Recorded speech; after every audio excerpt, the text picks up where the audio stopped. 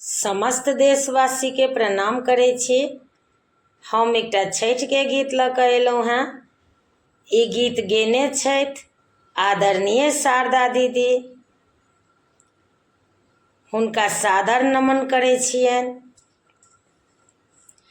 केलवा के पात पर उगेलनि सूरज, मल झाँके के।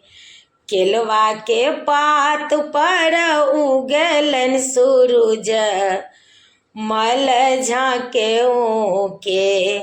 हो करेलू छठ बरतिया से झाँके के। हम तो से पूछी बरतिया बरतिया से केकरा लागी। हम तो से पूछी बरतिया बरतिया से केकरा लागी। हे करेलू छठ बरतिया से केकरा लागी। हे करेलू छठ बरतिया से केकरा लागी। हमरो जे बेटवा पवन, ऐसन बेटवा से उनके लागी। हमरो जे बेटवा पवन, ऐसन बेटवा से उनके लागी। हे करेलू छठ बरतिया से उनके लागी। हे करेलू छठ बरतिया से उनके लागी। अमरूधिया के पात पर उगेलनि सूरज, मल झाँके झूके। अमरूधिया के पात पर उगेलनि सूरज, मल झाँके झूके। हे करेलू छठ बरतिया से झाँके झूके। हे करेलू छठ बरतिया से झाँके झूके। हम तो से पूछी बरतिया बरतिया से केकरा लागी। हम तो से पूछी बरतिया बरतिया से केकरा लागी। हे करेलू छठ बरतिया से केकरा लागी। हे करेलू छठ बरतिया से केकरा लागी। हमरो जे स्वामी पवन, ऐसन स्वामी उनके लागी।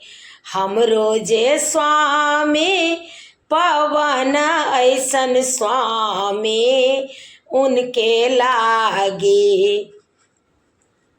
हे करेलू छठ बरतिया से उनके लागी। हे करेलू छठ बरतिया से उनके लागी। नारियर के पात पर उगेलनि सूरज, मल झाँके झूके। नारियर के पात पर उगेलनि सूरज, मल झाँके झूके। नारियर के पात पर उगेलनि सूरज, मल झाँके झूके।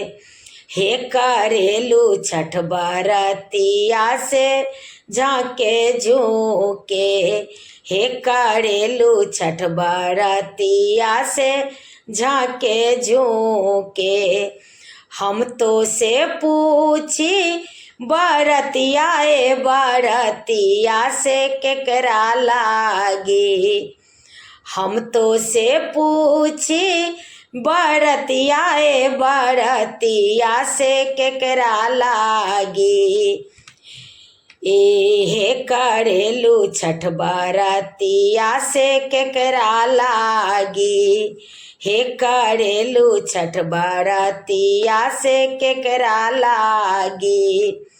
हमरो जे बेटी पवन ऐसन बेटिया से उनके लागी। हमरो जे बेटी पवन ऐसन बेटिया से उनके लागी। हे करेलू छठ बरतिया से उनके लागी।